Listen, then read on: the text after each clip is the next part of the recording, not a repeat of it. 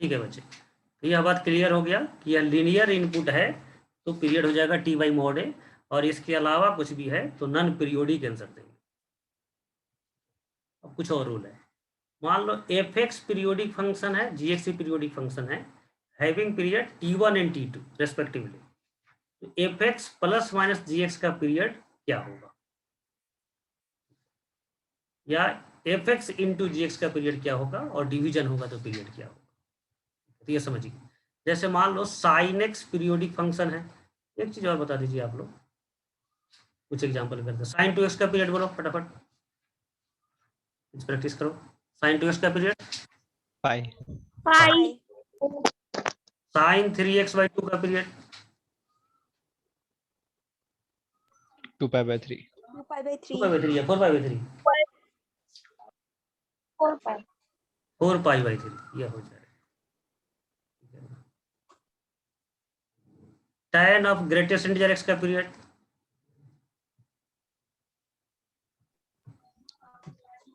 Greatest integer x. हाँ अभी समझाए थे ना क्या बोलना है, लीनियर रहेगा तब तक आंसर होगा, इसके अलावा कुछ भी चेंज हुआ तो क्या देना है, non periodic. Non periodic. Sine root x का पीरियड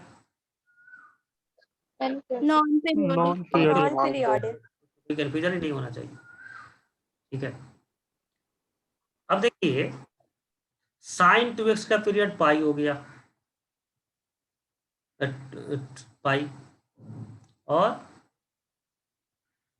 साइन x/4 का पीरियड बोल दो क्या होगा बच्चे, 8π। 8π। अब दोनों को एक साथ लिख दिया गया, sign 2x plus sign 4 x/4।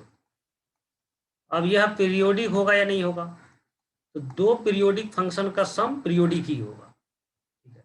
या डिफरेंस या इनटू या डिवीजन कुछ भी कर दिया जाए तो यह पीरियोडिक ही होगा। अब इनका पीरियड कैसे निकालें, तो बहुत कॉमन चीज है, जैसे यह पाई लेंथ के बाद रिपीट करेगा, यह 8π लेंथ के बाद रिपीट करेगा, तो दोनों का जो एलसीएम आएगा, एलसीएम 8π, 8π एक कंफर्टेबल लेंथ दोनों के लिए हो जाएगा। दोनों का जब सम होगा, जैसे मान लो साइन का वैल्यू रिपीट कर रहा है पाई पर, लेकिन साइन x/4 का लेंथ रिपीट नहीं कर रहा है, तो इन दोनों का सम डिफरेंट डिफरेंट आएगा। लेकिन 8π के बाद साइन तो रिपीट शुरू से ही कर रहा था, अब यह भी रिपीट हो जाएगा, 8π कॉमन लेंथ हो जाएगा इनके रिपीट होने के लिए। दो फंक्शन जब पीरियोडिक हो एक साथ कंबाइन किया जाए, प्लस के साथ माइनस के साथ इंटू या डिवीजन के साथ, तो उनका पीरियड निकालने के लिए एलसीएम लेना होगा और वही उनका पीरियड हो जाएगा। बोलो क्लियर रहेगा? हाँ sir clear. Yes sir.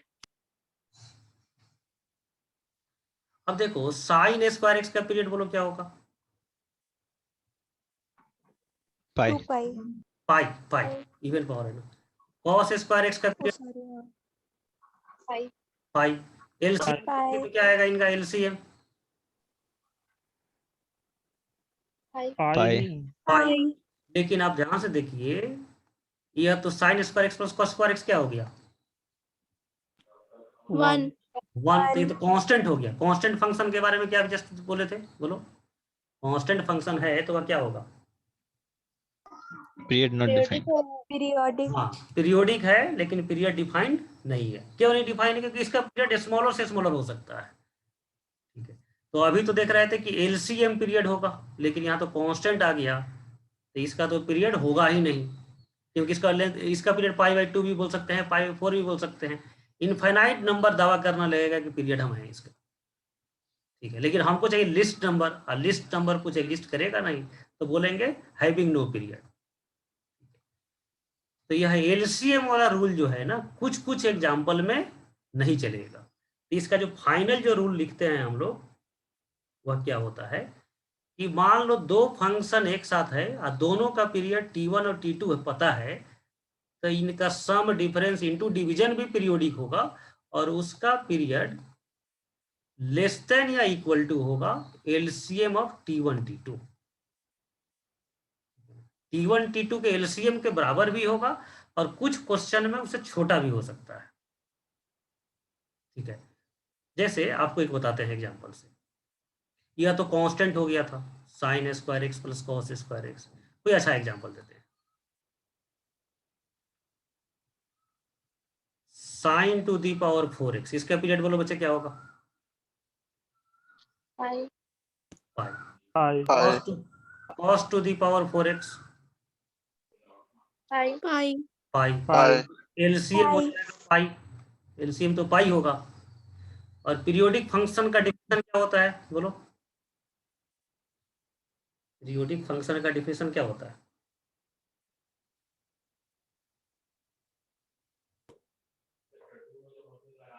f of x plus equal to fx। Of x plus t equal to f of x हो जाएगा। तो ये पीरियोडिक फंक्शन है, टी इसका पीरियड हो जाएगा। तो रूल के अनुसार से पाई पीरियड आ रहा है, लेकिन टी के जगह पर पाई बाई 2 रख के चेक करो तो एफ एक्स के बराबर होगा या डिफरेंट होगा? F x plus pi by 2 इस एग्जाम्पल में रखो तो क्या होगा? Sine pi by 2 plus theta क्या हो जाएगा? cos theta. Cos theta, cos to the power 4x। Cos pi by 2 plus theta, cos में रखो, माइनस साइन एक्स। माइनस लेकिन साइन। इवन पावर है तो प्लस हो जाएगा। ये देखो तो बराबर है, यस सर। एक्स के बराबर आ गया। Yes sir. अब इसका पीरियड Yes, पाई sir. लिखेंगे तो रॉन्ग हो जाएगा, इसका पीरियड क्या हो जाएगा? पाई बाई 2 हो जाएगा। 2। ठीक है, तो बुक में आप देखेंगे पढ़ेंगे तो यही लिखा हुआ रहता है कि एफ एक्स और जी एक्स का पीरियड T1 T2 है, तो एफ एक्स प्लस माइनस जी एक्स का पीरियड एलसीएम के बराबर हो जाएगा, जो गलत है, यह नहीं होगा। ठीक है, हाँ, लेकिन 98-99% में एलसीएम के बराबर होगा, और 1% ऐसा क्वेश्चन होगा जिसमें एलसीएम से छोटा होगा। अब फॉर्मूला तो फॉर्मूला है, एक के लिए भी यह यदि रॉन्ग हो जाए तो आपको उसको भी चेक करके लिखना होगा। तो यहाँ पर हम लोग इक्वल टू नहीं लिखेंगे, लिखेंगे period less than equal to LCM of T1 T2। अब मान लो जब क्वेश्चन सॉल्व करेंगे तो कैसे समझे कि किस क्वेश्चन का आंसर एलसीएम के बराबर होगा और किस क्वेश्चन का आंसर उससे कम होगा। तो उसके लिए बहुत साधारण उपाय है, 4-5 क्वेश्चन है जिसका एलसीएम से छोटा आंसर होगा, तो उसको याद ही कर लेंगे, रेस्ट जो बच जाएगा वह एलसीएम के बराबर होगा। तो वह लास्ट में हम लोग नोट करके एग्जाम्पल लिख देंगे जिसका पीरियड पाई नहीं होकर के एलसीएम के बराबर नहीं होकर के पाई बाई 2 हो जाए, तो उस लिस्ट को याद कर लेंगे अलग से।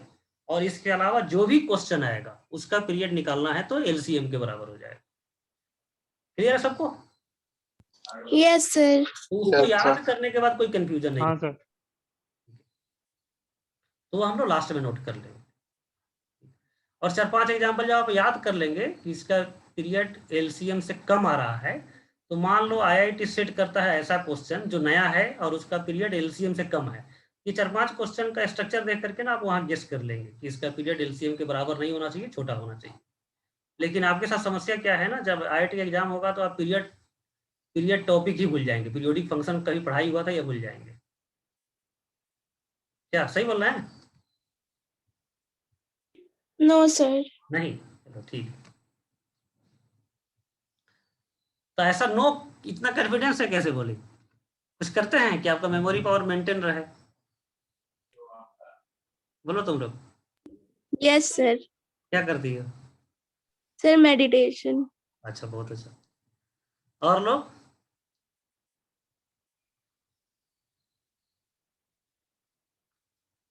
और लोग बोलो। अच्छा, एक मैंने लिंक भेजा था आप लोगों को ना मेडिटेशन का ग्रुप में। हाँ सर। No sir. भेजा था भेजे थे सर। इस तारीख के लिए था वह, अभी शायद हुआ नहीं है, तो बच्चों के लिए ही है वह।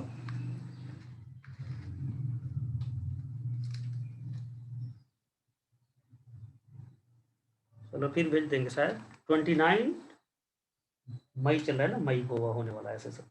तो अभी टाइम पास उसको आप लोग देख सकते हैं, देखना नहीं है, उसको सीखना है। और बहुत ईजीएस्ट मेथड है मेडिटेशन का, और बहुत ही इफेक्टिव मेथड है। ठीक है, आज मैं भेज दूंगा एक वीडियो जिससे आप इंस्पायर्ड हो जाइए देख करके। किरण बेदी का नाम सबको सुना है ना? हाँ बोलो। सर सुने। हाँ, यस सर। किरण बेदी भी वही मेडिटेशन करती है। तो उनका एक वीडियो है उस पर, जब तिहाड़ जेल में थी तो वो वीडियो बनाया गया था, वो भेज देंगे कि तुम लोग इंस्पायर्ड होगे मेडिटेशन करने के लिए। और वही मेथड जिस दिन सिखाया जाएगा, लाइव सिखाया जाएगा, वो हम लिंक भेज देंगे फिर दोबारा। लाइव मिस हो जाए तब भी उसका रिकॉर्डेड फॉर्म है हमारे पास, आप लोग डिमांड करेंगे तो रिकॉर्डेड फॉर्म भी भेज देंगे। अब ऐसा होता है ना कि जैसे क्या है कि एक आदमी था और रात के अंधेरे में कहीं जा रहा था, ठीक है, और पत्थर कोई एक पोटली उसके पैर से टकराया, तो वह समझा कि यह कुछ पत्थर है, उसने उठा लिया और उसके बाद नदी के किनारे गया और एक एक पत्थर निकाल करके फेंक रहा था नदी में, नदी नहीं, वह समुद्र में, ठीक है। और लास्ट पत्थर जब फेंका तो सनलाइट उस पर पड़ा, सनलाइट तुरंत उस समय आया और वह इतना चमक दिया कि इसको समझ में आया कि पत्थर नहीं डायमंड है, लेकिन उसके हाथ से सभी डायमंड फेंका जा चुका था। तो उसके बाद होत पछतात क्या, कुछ है ना, कुछ इस तरह का कहानी, क्या है कोटेशन, बोलो बच्चा। सर अब पछताए हो क्या जब छुपे छुपे। हाँ हाँ, अब पश्चात होत क्या जब चिड़िया चुग गई थे, तो वही था।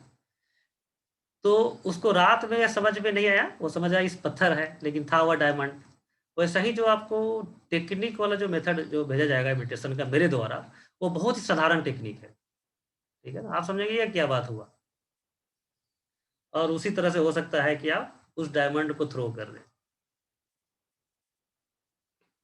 तो उस पर आप बहुत ही साधारण टेक्निक है, तो उसके साधारण चीज पर नहीं हो, उसका प्रभाव बहुत ही इफेक्टिव है, ठीक है, वर्ल्ड का सबसे बेस्ट टेक्निक है। और यह टेक्निक किसी बुक से पढ़ करके नहीं, खुद एक्सपीरियंस करके बोल रहे हैं, आप जरूर उसका फायदा उठाइए। और ठीक है ना, अभी चूंकि है ना मेडिटेशन जो है ना लॉन्ग टर्म में फायदा करता है, लॉन्ग टर्म में, यह ऐसा नहीं कि आज किए कल से आप धुरंधर हो गए याद करने की क्षमता, ठीक है ना। तो उससे भी बेस्ट मेडिटेशन तो करना ही है, बेस्ट तरीका है, लेकिन आप प्राणायाम भी कीजिए। प्राणायाम से जो है ना आपके अंदर की जीवन जो है, जीवन शक्ति, वह expand and extend and strong सब कुछ होता है। तो अपने लाइफ में कुछ प्राणायाम को शामिल कीजिए। और कोरोना तो सबको समझा दिया कि एक्सरसाइज करो, प्राणायाम करो, तो यस आप जो है, हाँ तो हम मॉर्निंग में एक 1 hour complete, more than 1 hour pranayama करते हैं, और इवनिंग में भी किसी किसी दिन छूट जाता है, अदरवाइज इवनिंग में भी 1 आवर और मोर देन 1 आवर प्राणायाम करते हैं। 1 आवर से तो कम होना ही नहीं, ठीक है। एक और स्टूडेंट था IIT में खड़गपुर में था, वो पढ़ता था, ये शायद आप लोगों को साथ शेयर किया था मैंने कभी। उसको कैंसर हो चुका था, डॉक्टर बोला कि 6 मंथ तुम्हारे पास टाइम है, जो भी तुम्हारे मन में इच्छा हो घूमो फिरो, ठीक है, और 2-3 महीने के बाद तो फिर बेड रेस्ट पे चले जाओगे। अब वह देखा कि कोई उपाय नहीं है, 6 मंथ ही मेरे पास है, तो नेट पर कुछ सर्च किया, क्या ऐसा कोई कुछ है वर्ल्ड में, पूरी दुनिया में, जो उसको बचा सकता है। तो कुछ सर्च करने के बाद उसको यही समझ में आया कि योगा ही एक ऐसा है जो बचा सकता है, और आयुर्वेद। अब आयुर्वेद के डॉक्टर तो आप जानते हैं कितने काबिल हैं इस देश में, ठीक है। तो इस पर तो हाँ समझ रहा है ना, तो आयुर्वेद के चक्कर में पड़ेंगे, वो पता नहीं क्या क्या क्या करके आपको समझ में नहीं आएगा क्या क्या क्या खिला रहा है, ठीक है ना, उसको पता है ना, आपको पता है। उसी तरह से है, होम्योपैथी बहुत अच्छा टेक्निक चिकित्सा पद्धति है, लेकिन जो जो ट्रीट कर रहा है वो कितना काबिल है इस पर डिपेंड करेगा। लेकिन योगा तो है कि आपको खुद करना है। तो उसने जो है 4 आवर्स मॉर्निंग और 4 आवर्स इवनिंग, 8 आवर्स 24 आवर में योगा करता था, ठीक है, योगा मतलब प्राणायाम। और 1-2 महीना में कैंसर फ्री हो गया। डॉक्टर उसको बोला कि तुमको कैंसर का कोई ट्रेस नहीं है, कोई देख करके बोल ही नहीं सकता है तुम्हारे टेस्ट को कि अभी तुमको कैंसर भी कभी हुआ था। तो प्राणायाम कीजिए अपने लाइफ में, इससे पीरियोडिक फंक्शन भी याद रहेगा, और आप भी हमेशा लाइफ में जीवन से भरपूर रहेंगे, ठीक है ना। यहाँ पर देखिए, तो इसका पीरियड जो होगा, रूल जो होगा less than equal to LCM होगा, और कुछ एक्सेप्शनल एग्जाम्पल को याद कर लेंगे जिसमें LCM से छोटा होता है, उसके अलावा जो भी क्वेश्चन होगा वह LCM के बराबर होगा।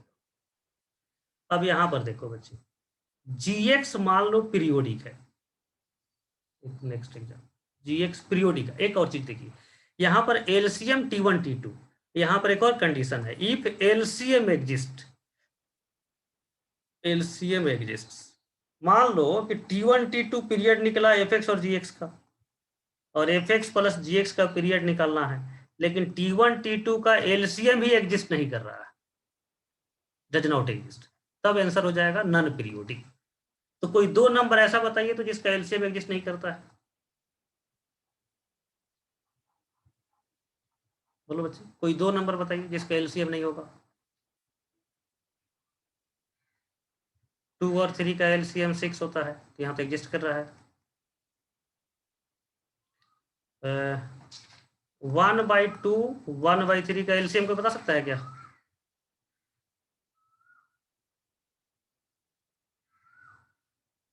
वन बाई सिक्स होगा शायद। बोलो कोई और लोग सोच के बताइए, 1/2 1/3 का एलसीएम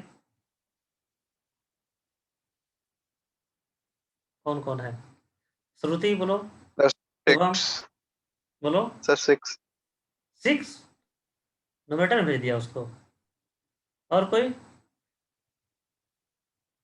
तो रूल में यह भी लिखना पड़ेगा, इफ एलसीएम एग्जिस्ट के साथ यह भी लिखना पड़ेगा, एलसीएम निकालने आता हो तब।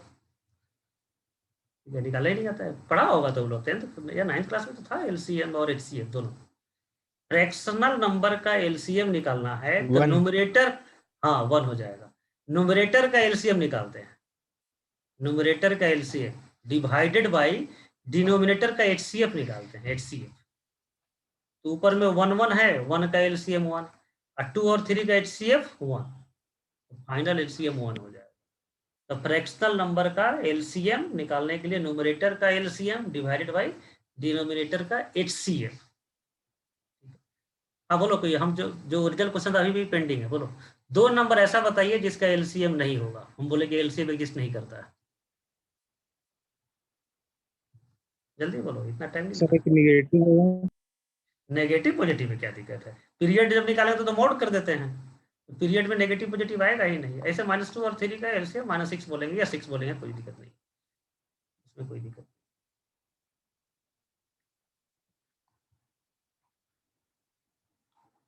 बोलो बच्चे।